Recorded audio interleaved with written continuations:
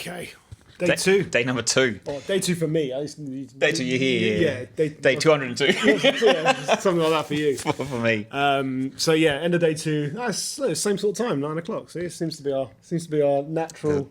We're just talking about body clocks and time, and exactly. It seems to be our time to start recording. And the funny thing before we actually really start this is like the whole point of like it's like, oh, should we do this?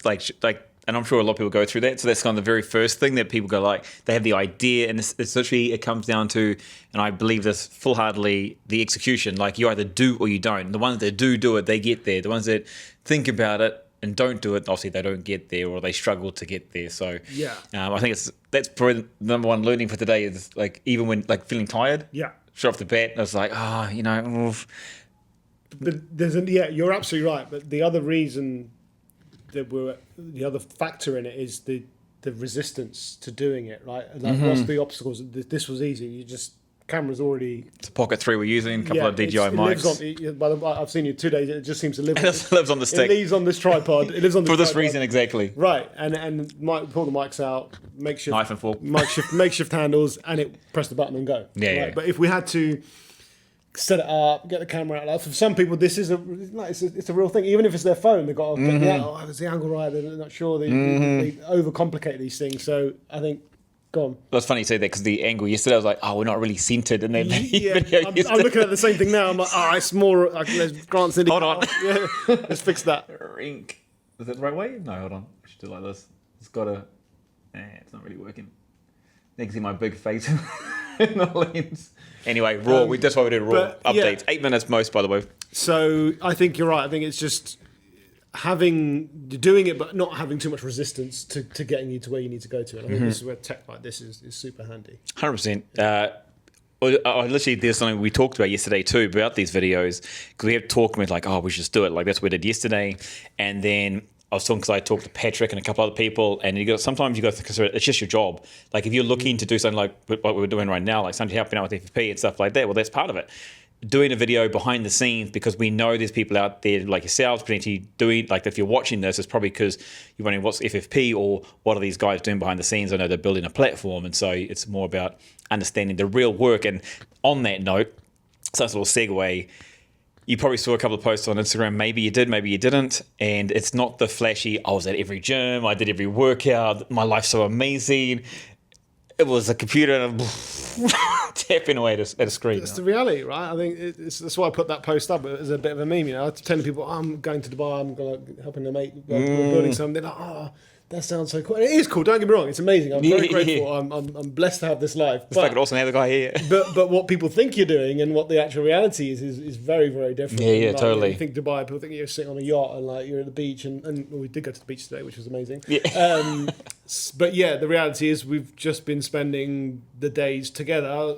Today was a different coffee shop. And we're just head down the laptop and we talk and we engage and we've got this problem, we try something out, you fix it. So it's just a lot of that back and forth, and it's going to be another 23 days. Well, it's a good learning too. It's like people talk about when you build something, you're doing certain things. Like Sandy still has his job, like he still does podcasting and stuff like that, so they had to do the podcasting, right?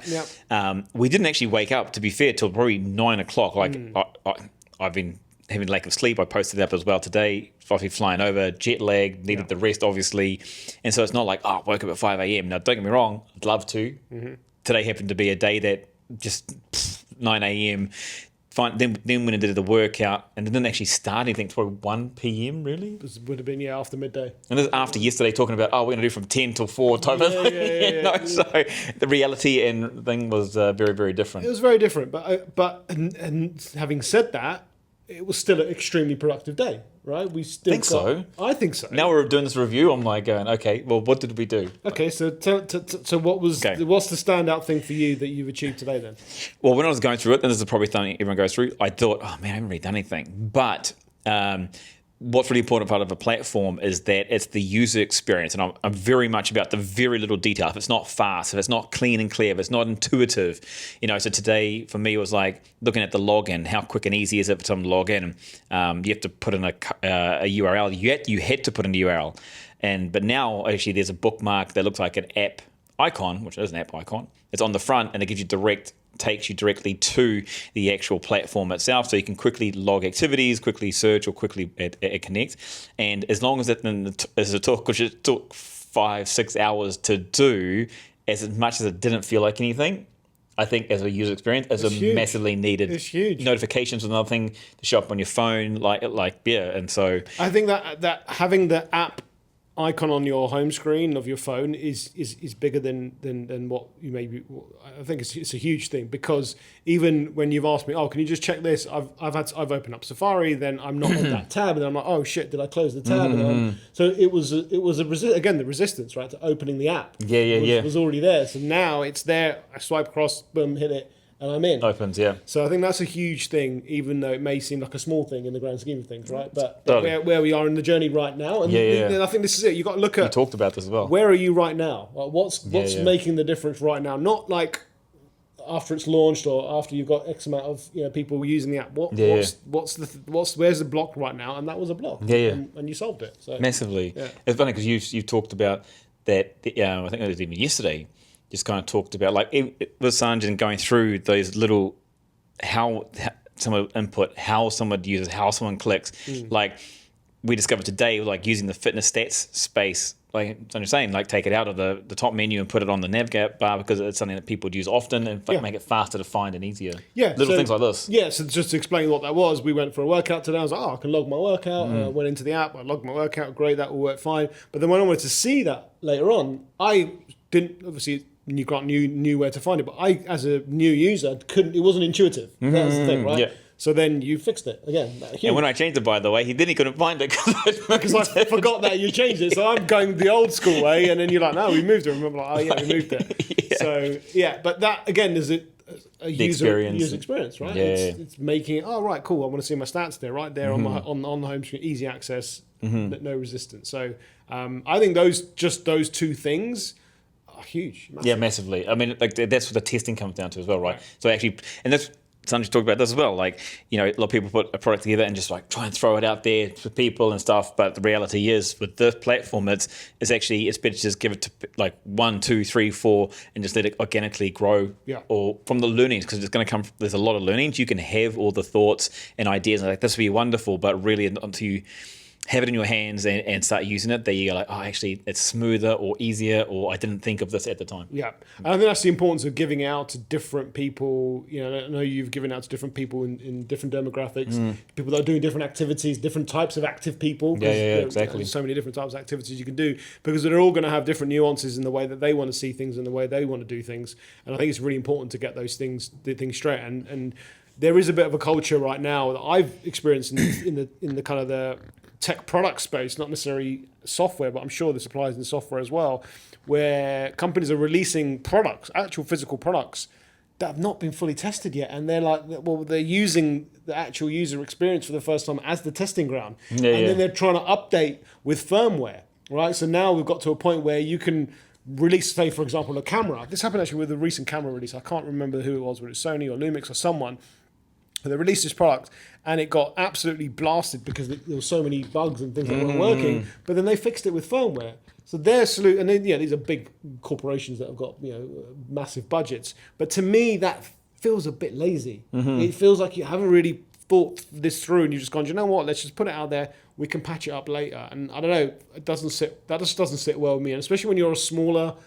You're brand starting up, smaller brand, type thing, you haven't got the brand reputation yet. You put a product out there that is full of holes and full of bugs. Yeah, it will be. That's your reputation's tarnished for a long time. So I think it's the right approach for where you are now. Yeah, I think that this is actually going to go for a little bit longer, because it's actually today there's a couple of things we talked about, saying not just about the highs, but also the lows or the hardship or the barriers and stuff like that. But there's actually a lot of learnings from today I found. One was, and it's funny that you've just said this, because, the little things do matter, and we've kind of reversed it. We talked about it at the end, but we actually applied it during the day, which is kind of odd. But having that simple, where is the panel to the push of the button or how simple and flow easy it was. So one of the learnings was like the actual difference it makes for the consumer at the end user, because that's going to matter. And to your point of putting it out there and then people using it and not having a good experience. So one of the experiences we've had is that I gave it to a friend in Australia. He tried to open it up and I put the wrong coding in. And then next thing you know, he didn't get anything out. Now, luckily he's a good friend. So when he saw it, he couldn't use it. Now, if I didn't know him, he would have obviously gone like, well, this is ridiculous. I'm not going to use this. And it happened, there's about 2 or 3 things actually happened for him. 1, he couldn't sign in. 2, he couldn't get into the dashboard. Right. And so I was like, man, if that had gone out and that was his response, that's his reaction or his initial viewing of it. First impression, then he's not going to look back at it again. So that was a massive learning. And luckily we didn't really plan it, but at least it came up of this is why you give it to people that you know, to us, and fully test it. Sanja add in a workout. John put it going on there, just trying to log in. Hannah now logged in today as well. And so that's a big learning. It's like, don't be in a rush. Like, I believe more so now, especially in the last couple of days alone, is that the little things really do matter. And that's what compounds together to put an awesome product together for people at the end. So that's probably the biggest learning for me today. Yeah, that's huge. That's massive. What are you still struggling with? Patience. Okay. Because I think, not just myself, I think everyone's going to go through that. Yeah. Let's get it on, let's monetize, da da da da. Definitely, like today, that's why I think I felt like the whole, I haven't really done anything. Right. But really, because now when you build, obviously, it's like building a house. The shape takes form really fast, but the nuances, the little bits and pieces, they take a lot longer. Very true. Right? So you see so much happening at the start, but then now it's like, okay, so the platform, the passport's still the same right now, but it was adding the bookmark or the icon on the home screen, which makes a massive difference, but nothing changed inside. Like, my actual plan today was to work on the trackers, the stats. What actually ended up happening was more about the experience, because it was even something simple like, instead of having to push enter, it automatically does it. Right.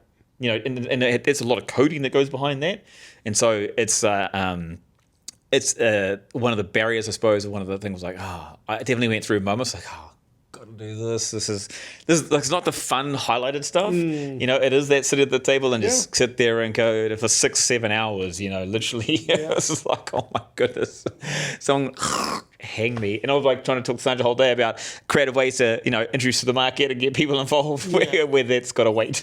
Yeah, but we can still have those ideas, right? And it's good to talk about those things and how we're going to get it into people's hands. And we did have a little discussion in the car, right, on the drive from on the way to the beach, or from the beach, sorry. So yeah, I think those things are those things are important. They're not glamorous, but that building the house analogy is a really good one, because it's, you're at the stage, like you said, where the house looks like from the outside. I mean, Dubai, it's a very apt analogy, right? You see these buildings that look like they're finished, but you go inside, there's still a lot of work that needs to be done. There's wiring, there's plastering, there's and then that's still the biggie. Then you kind of picking the floor and what the colours look like and the walls look like. So that stuff there's still a lot of that stuff to come, is what I'm saying. And, it's crazy. So in terms of patience, that you definitely need to. Before I'm thinking, there's an end, you got to get to the end goal, and I remember thinking, June 1st, want to have at least an MVP ready. Man, it's just the start of the journey. Like, June 1st is just getting to the start line to start the journey, to be fair. And I remember sharing a initial design probably 2 or 3 weeks ago. Nothing like it now. It completely changed because of all the good feedback from people actually trying and testing it out and going through the payments and the sign-ups, the images. And now, Hannah went through today, this afternoon actually, and from what I've seen from the back end, it's just she's been able to add smoothly everything in there. So it's going to be really interesting to get a whole touch with her. Yeah. The nuances of feedback on it from a user that is using it. There's a quick one. I've actually gone way longer. It's quite interesting. What do you think is one of the barriers we're going to face next? Oh, it's a good question. It's hard to predict what people are going to come up with. I think, we've already come up against one, right? Which was, we've been talking about, syncing the activity with the trackers, like yeah. So Apple Health, Garmin's, all of these. We're all wearing devices now that track So we want to be able to have the app just pull the data from Or the passport, sorry. the passport, have the passport pull the data from your Apple Health or your Garmin or your Whoop.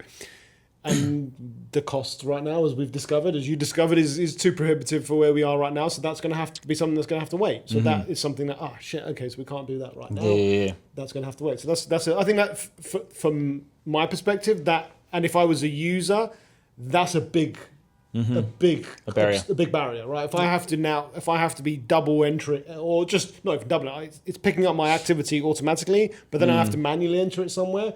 I'm probably less likely to do that. So that's quite a big one, and we'll figure out a way of.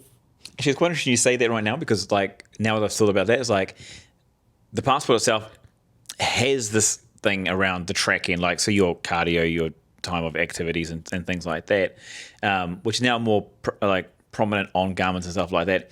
But really, the passport's still not about that. It's still about the connections, engagement. The stats is actually the supporting the lifestyle that you the additional stuff. So it's really interesting. I was thinking, oh yeah, good point.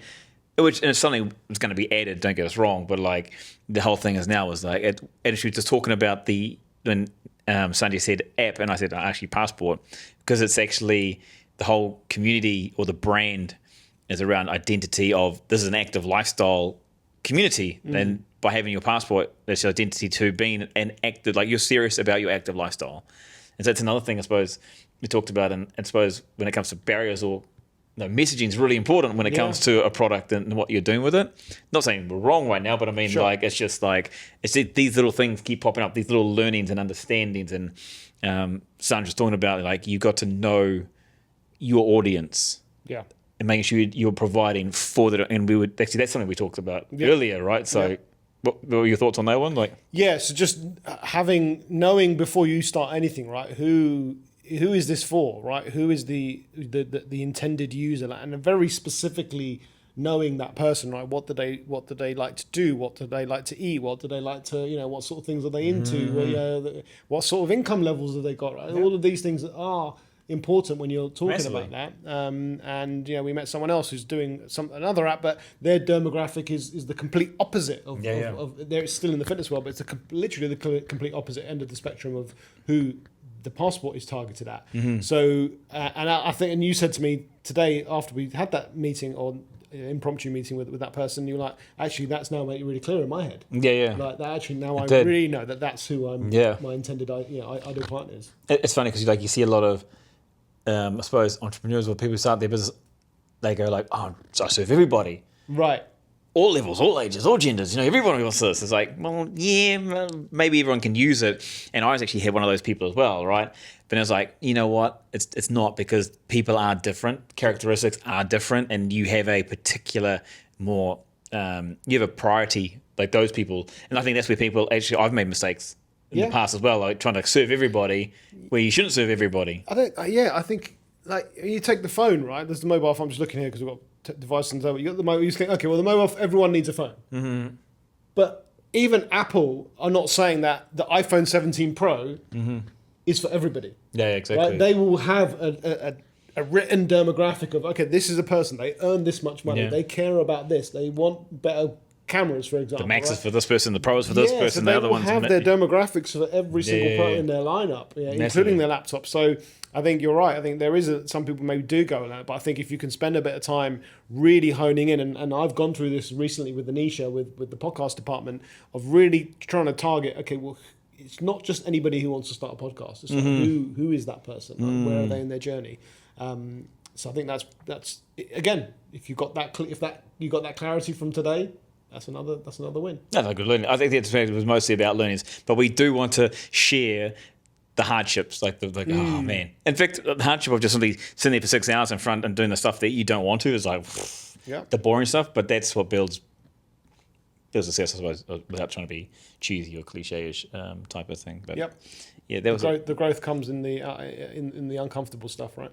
Well, this actually reminds me of athletes. I literally just had this thing now. It's like athletes do all the work that you never see until they're on the field, and now all of a sudden they're a superstar. Yeah. The amount of years and hours, the iceberg analogy where everything underwater you don't see, you only see the little tip of the iceberg. Exactly that. Type of thing. But this is, and that's why I think behind the scenes is why we're doing this, and not just talk it but walk it as well, doing videos to say, hey. And share it, warts and all, as you said. So, yeah, we'll just continue to do that. Actually, here's a thought. We should maybe do a live stream daily of it, just we could catching in. It. Yeah, could do that. You guys can let us know. Yeah. We've got on that what side do you prefer? Let us know. All right. On to day 3. Day 3, yeah, sure, man.